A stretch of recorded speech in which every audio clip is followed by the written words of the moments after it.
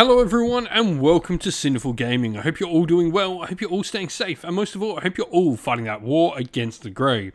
Today's video, we're going to talk start collecting Warhammer 40,000 boarding actions, and today we're going to take a look at the Grey Knights.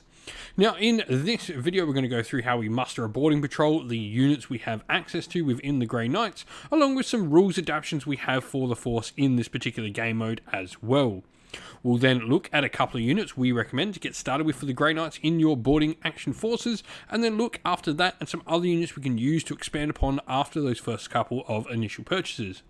We'll then finally finish off the video with a little sample armor list of 500 points, which is the standard size game for a boarding action in Warhammer 40k for you to use, hopefully as some inspiration for starting your own force of the Grey Knights in a boarding action force for Warhammer 40k.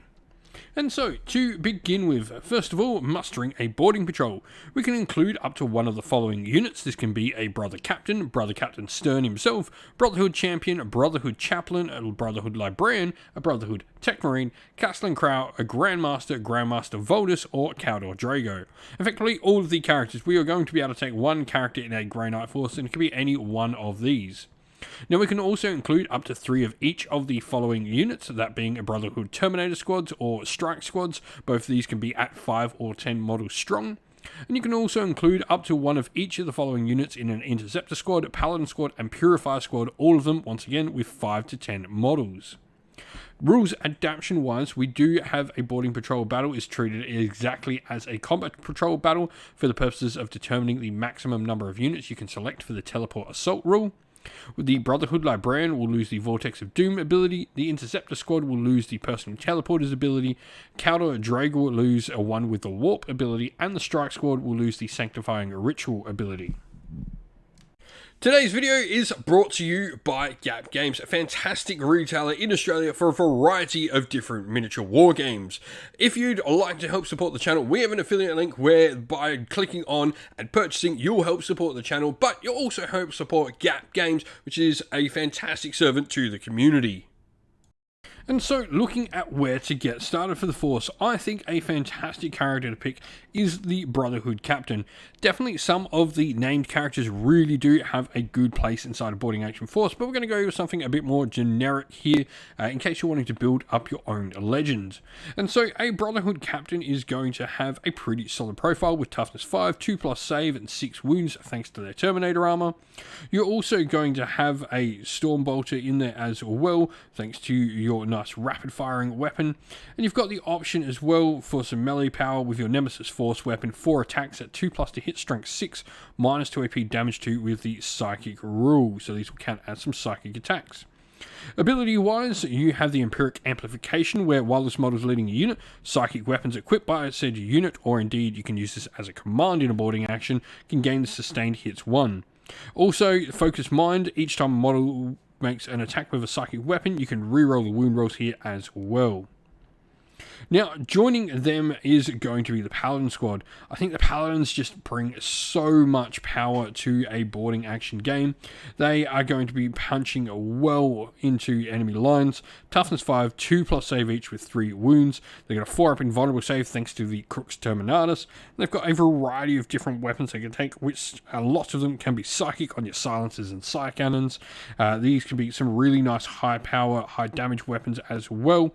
And then you've even got, your melee weapons in there with your Nemesis Force weapons, and some cool abilities on the unit as well, like Fortitude, where each time this attack targets the unit, if the strength characteristic of that attack is greater than the toughness, you subtract 1 from the wound roll, so it'll be really hard for your opponent to wound with high strength weaponry. Now, looking at where we can go next for our force, and the first of these is definitely going to be the Strike Squad. The Strike Squad is pretty much your standard Grey Knight unit. They have a variety of different weapons they can take, mostly coming with Stormbolters, but they get all the special weapon options in Incinerators, Silencers, and Psy Cannons.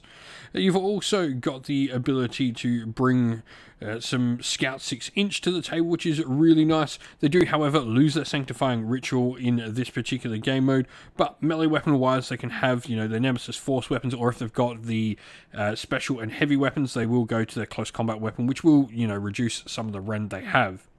Now, another option we have for building out of actually the same kit is we could go for a Purifier squad. Purifiers are going to have a Knight of the Flame leading them, and they're going to have a special ranged attack, which is going to be Purifying Flame. This is 1 attack per model, but it is infantry 2+, with the Ignores, Cover Rule, and Psychic, so these can be really nice to give some extra sort of anti-infantry killing power, getting rid of, pretty much a lot of light units on the table, and of course, infantry is what you're going to be facing in a boarding action. And so the last unit we can build from this particular kit is the Interceptor Squad. They do lose their main reason. You would probably take them in the personal teleporters, though they can have for every 5 models in the unit a special weapon, which is really nice. But for me, they are the lesser of the 3 choices. I think, Strike Squads are generally cheaper. Your Purifier Squad is going to be able to take more and make more use, and also has, the Purifying Flame Psychic attack. Now, lastly, we have the ultimate build for the Terminator kit, which is the Brotherhood Terminator Squad. This is going to be really fun because you're going to be able to bring, a decent unit. They've got the Hammerhand Psychic Power, where each time these models make a charge move, until the end of the turn, melee weapons will gain lethal hits, which is really nice. They've got the option for all the different ranged weapons on them as well. These guys will just come out absolute punching with their melee weapons, with the Nemesis Force weapons, 4 attacks per model. That's 3+ to hit, strength 6 is just super, super nice. And so here we have our sample army list for the Grey Knights. Now obviously we're going in a boarding patrol, boarding action. We are perfect 500 points with the force we've selected here. Now we've gone a Brotherhood Captain as our Warlord, and the Nemesis Force weapon is Storm Bolter on him. And then we've taken the enhancement Sigil of Urgency. Now, once per battle in your opponent's shooting phase, when the bearer is selected as target of a ranged attack with this relic, it can make a normal move of up to 6 inch. Your opponent then can select a new eligible target for any attacks that has been targeted at the bearer if need be, but this can also be used to set up things like heroic intervention and stuff like that. It's more than just the dodge that it may first seem. Other data sheets wise though, in the force we've gone with a Paladin squad. We've got the Paragon in there, and then 3 Paladins in there with a Silencer Psycannon between the 2 of them. And then we have a Paladin Ancient with the Ancient's Banner and Silencer as well. We then have the Purifier squad in there with Purifying Flame. And we've got 4 Purifiers. 2 of them are going to have Incinerators for some great anti-infantry power coming out of that unit.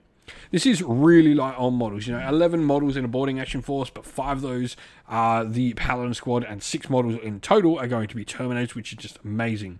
If you've got some ideas though on a Grey Knights boarding action force, let us know your thoughts down in the comments below.